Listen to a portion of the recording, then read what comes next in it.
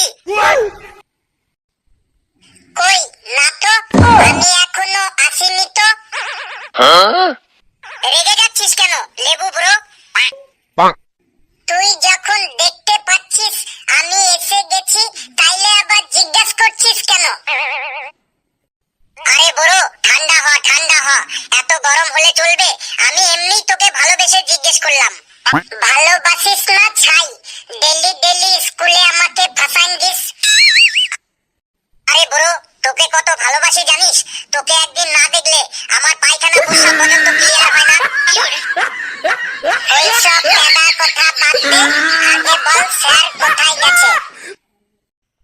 Sir latrine করতে গেছে, latrine. পড়ানোর সময় ল্যাট্রিন?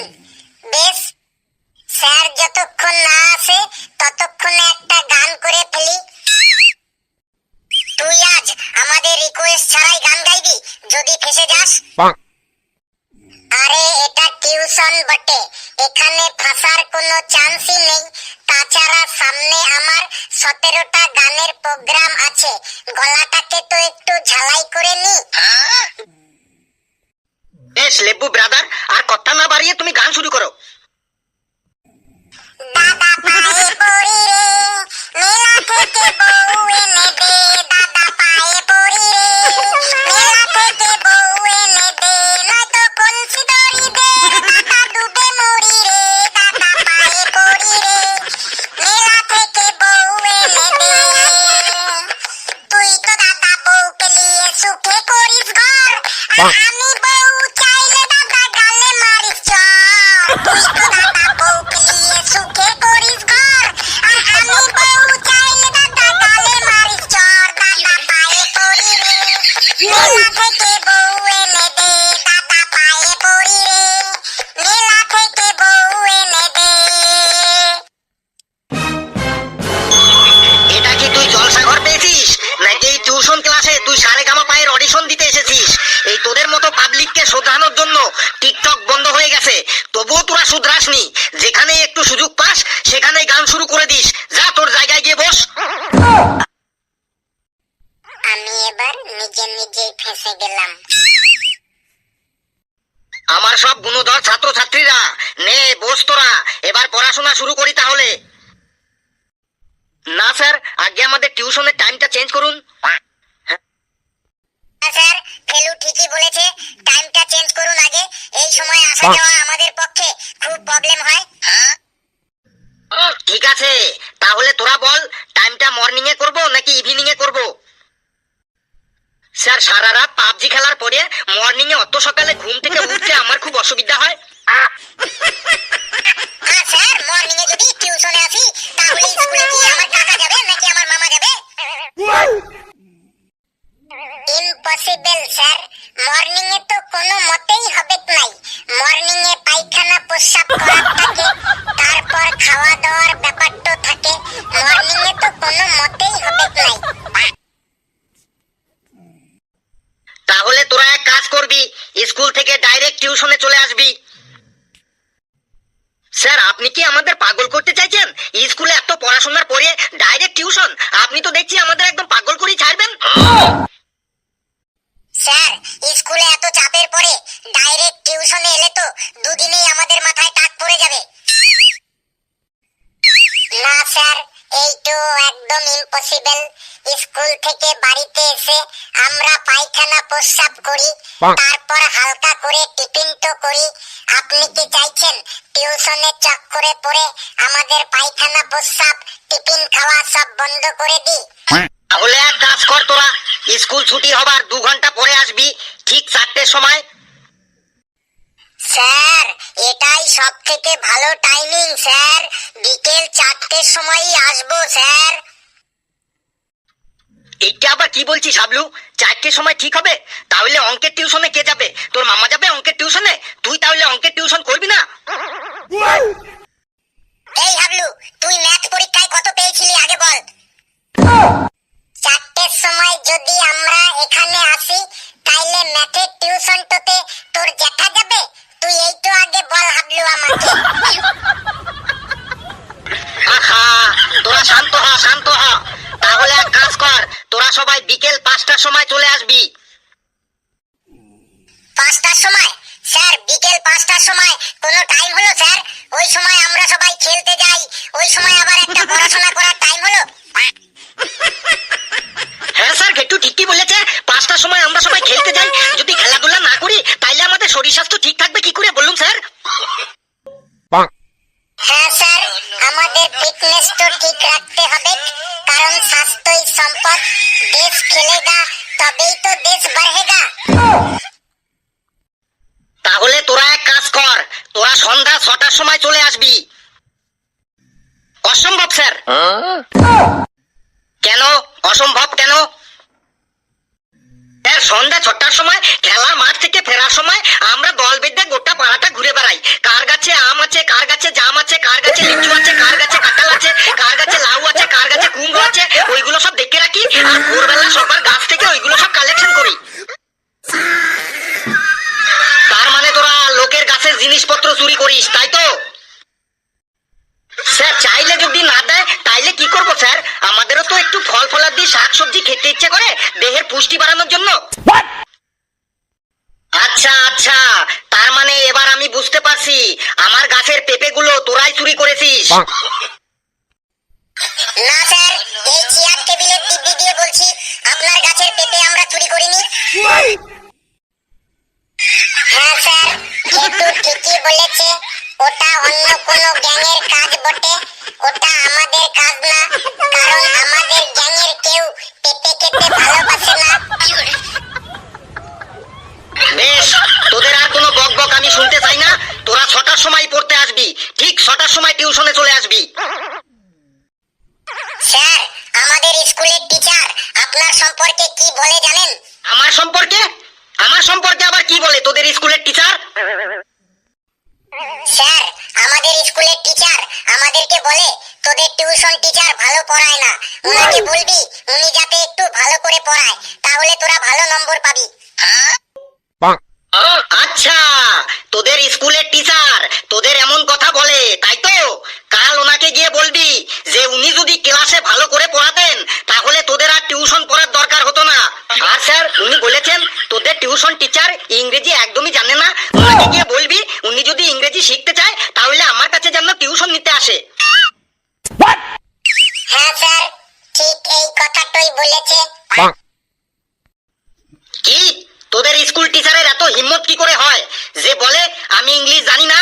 কাল তোদের টিচারকে গিয়ে বলবি যে 1982 সাল থেকে লাগাতার ইংলিশে যারা যারা ফার্স্ট হয়েছে তারা সব আমারই স্টুডেন্ট। সবাই ইংলিশে 100-র মধ্যে 110, 112, 115, 120 করে নম্বর পেয়েছে। আমার ছাত্ররা সব আজকে America, England, Japan, France, Russia, Uganda এই সব দেশে চাকরি করছে। তোদের স্কুল টিচারকে গিয়ে বলবি কাল আমি নিজে ইংলিশে 100-র মধ্যে 150 পেয়েছিলাম, গোটা দেশের মধ্যে ইংলিশে টপ করেছিলাম আমি। আপনি 100-র মধ্যে 150 পেয়েছিলেন, স্কুলের স্যার যদি তার প্রমাণ দেখাতে বলেন? প্রমাণ আমি জেরক্স কপি দিয়ে দেবো, কাল স্কুলে গিয়ে দেখিয়ে আসবি।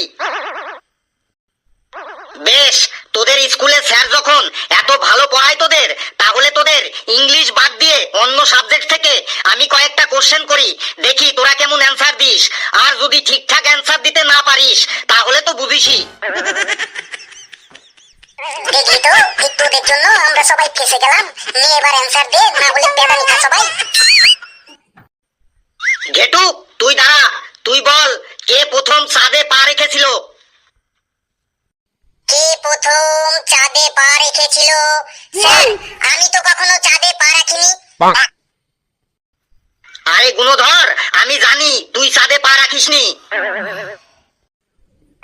স্যার, আপনি যখন জানেন আমি চাঁদে কখনো পা রাখিনি, তাহলে আমাকে আবার জিজ্ঞেস করছেন কেন? বেশি রাগাস না আমাকে। ফেলু তুই দাঁড়া, তুই বল প্রথম চাঁদে কে পা রেখেছিলেন? স্যার চাঁদে প্রথম পা রেখেছিলেন, স্যার আমি যতদূর জানি চাঁদে নিজের ইচ্ছেতে কেউ যায়নি, চাঁদে জোর করে লোক পাঠানো হয়েছিল। আরে সে নিজের ইচ্ছেতেই হোক আর জোর করেই হোক, তুই বল চাঁদে প্রথম কে পা রেখেছিলেন? স্যার আমার যতদূর মনে হয় চাঁদে প্রথম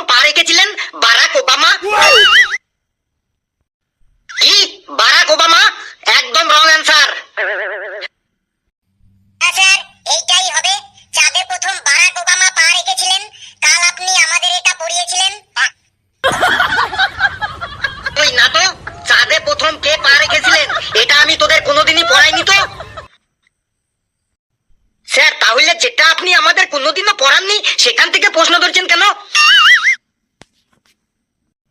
আরে গুণধরের দল, আমি তোদের জেনারেল নলেজ চেক করছিলাম। স্যার তাহলে আপনি বলে দিন চাঁদে প্রথম কে পা রেখেছিলেন, একবার বলে দিন, দেখবেন সারা জীবন মনে থাকবে আমাদের, তারপর আপনি যেদিন খুশি ধরবেন। ওরে গুণধরের দল শুনে নে, চাঁদে প্রথম পা রেখেছিলেন নীল আর্মস্ট্রং। স্যার এই কোশ্চেন তো পরীক্ষায় কত নম্বরে আসবে একবার বলে দিন। আরে এটা পরীক্ষায় আসবে না, আমি তোদের জেনারেল নলেজ চেক করছিলাম। স্যার এই তো যদি পরীক্ষায় না আসে তাইলে মনে রেখে কি লাভ, শুধু শুধু আমাদের মাথাটা জ্যাম হয়ে থাকবে। আর কথা না বাড়িয়ে চুপচাপ বসে থাক, না হলে কিন্তু এবার তোদের একদম পে দিয়ে গরম করে দেবো। ওটাকে হাবলু নাকি? হাবলু তুই দাঁড়া, তুই বল 1000-এ কতগুলো জিরো থাকে, মানে কতগুলো শূন্য থাকে? স্যার 1000-এ 3টি জিরো থাকে। বাহ ভেরি গুড। হাবলু তুই বস। কালু তুই দাঁড়া, তুই বল 2000-এ কতগুলো জিরো থাকে? স্যার 1000-এ যদি 3টি জিরো থাকে তাহলে 2000-এ ডবল হবে, মানে 2000-এ 6টা জিরো হবে। আমি তো এইটাই বুঝে পাই না, তুই বছর বছর পাস করিস কিভাবে? স্যার পরীক্ষা দিয়েই পাস করি। সে তো আমি বুঝতেই পারছি তুই কি পরীক্ষা দিস, তুই বসে পার। দেখ তোদের আমি স্কুলের পড়া ধরলাম, কিন্তু একজনও ঠিকঠাক অ্যান্সার দিতে পারলি না। এবার দেখ আমি আমার টিউশনের ইংলিশ থেকে পড়া ধরছি, দেখ তোরা কেমন বাগবাচ্চার মতো অ্যান্সার দিস। দেখ তোদের আমি ইংলিশে কেমন বাগবাচ্চা বানিয়েছি, এখনই তার প্রমাণ পেয়ে যাবি। ফেলু তুই দাঁড়া তো। দাঁড়িয়েছি sir. Tell you something about the husband. Sir মানে? এই দেখো কোশ্চেনটাই বুঝতে পারছে না তোদের, তাহলে আমি ইংলিশে কি বাগবাচ্চা বানালাম? স্যার কোশ্চেনটা শুধু আপনি একবার বাংলাতে বলে দিন, তারপর দেখুন আমি অ্যান্সারটা কেমন ইংলিশে একদম বাগবাচ্চার মতো বলে দিই। Tell you something about the husband মানে হাজবেন্ড সম্পর্কে, মানে স্বামী সম্পর্কে কিছু বল। বুঝেছি স্যার, হাজবেন্ড মানে স্বামীর রচনা বলতে হবে তো? স্যার বলছি sir. Sir the husband is a নিরীহ social animal. The husband is a 2 leg 2 hand 2 চোখ 2 কান 1 হেড এন্ড 32 পাটি দাঁত। The husband is A something husband is লম্বা, সামথিং হাজবেন্ড ইজ বেটে, সামথিং হাজবেন্ড ইজ পাতলা, সামথিং হাজবেন্ড ইজ মোটা, something husband is ফর্সা, সামথিং হাজবেন্ড ইজ কালো। দে আর অলওয়েজ খুবই ভালো। ম্যাক্সিমাম হাজবেন্ড ইজ সারাদিন খাটাখাটনি করে ইনকাম করিং, বাট তাদের কথা ইজ সংসারেতে না চলিং, সংসারেতে গিন্নির কথাই বেশি বেশি করে চলিং, গিন্নির কথাতেই ওঠা বসা করিং। দ্য হাজবেন্ড ইজ গিন্নি যা যা রান্না করিং তাতে নুনে কম হইং আর ঝাল বেশি হইং, সেটা না বলিং চুপচাপ খেয়ে উঠিং। মানে হাজবেন্ড যখন খেতে বসে তখন তার গিন্নি যা যা রান্না করে তাই চুপচাপ খেয়ে ওঠে, খাবারে নুন কম হইলো আর ঝাল বেশি হইলো সেটা বলার উপায় নেই। হোয়েন দ্য হাজবেন্ড ইজ মার্কেটে যাইং উইথ হিজ ওয়াইফ, মার্কেটে গিয়ে গিন্নি যেটা যেটা পছন্দ করিং দেইং, হাজবেন্ড সেই জিনিসটাই কিনিং। হোয়েন দ্য হাজবেন্ড ইজ জামা প্যান্টের দোকানে যাইং, গিন্নি হাজবেন্ডকে যে যে জামা প্যান্ট পছন্দ করে দেইং, হাজবেন্ড মুখ বুঝে তাই তাই কিনিং। হাজবেন্ডের যদি হলুদ রঙের জামা পছন্দ হইং, বাট গিন্নি যদি নীল রঙের জামা পছন্দ করিং, তো ওই হলুদ রঙের জামাটা বাদ দিয়ে নীল রঙের জামাটাই নিরুপায় হয়ে চোখ বুঝে কিনতে হইং। হোয়েন দ্য গিন্নি ইজ শাড়ি কিনিং, দ্য হাজবেন্ড ইজ চুপচাপ গিন্নির পেছনে দাঁড়িয়ে থাকিং। When the husband is Mughlai খেতে চাইং, বাট হিজ গিন্নি ইজ এগ রোল খেতে চাইং, তখন হাজবেন্ডের মোগলাই বাদ দিয়ে গিন্নির কথাতেই এগ রোল খাইং। দ্য হাজবেন্ড ইজ অলওয়েজ 32 পাটি দাঁত বার করে থাকিং, so the husband is very important in our life. বুঝেছি। বাপরে বাপ, তুই এবার থাম, না হলে কিন্তু আমি এখন পাগল হয়ে যাবো। তোরা তো ইংরেজিতে বাঘ বাচ্চা না, তোরা আগে একটা সিংহের বাচ্চা, এর পরের দিন বুঝতে পারবি পেদানি কাকে বলে। তোরা এখন বাড়ি যা, 1 মাসের জন্য তোদের টিউশন বন্ধ। বন্ধুরা ভিডিওটি কেমন লাগলো আপনারা কমেন্টসে জানাবেন, আর ভিডিওটি লাইক করবেন, যত পারেন শেয়ার করবেন, আর চ্যানেলটিকে সাবস্ক্রাইব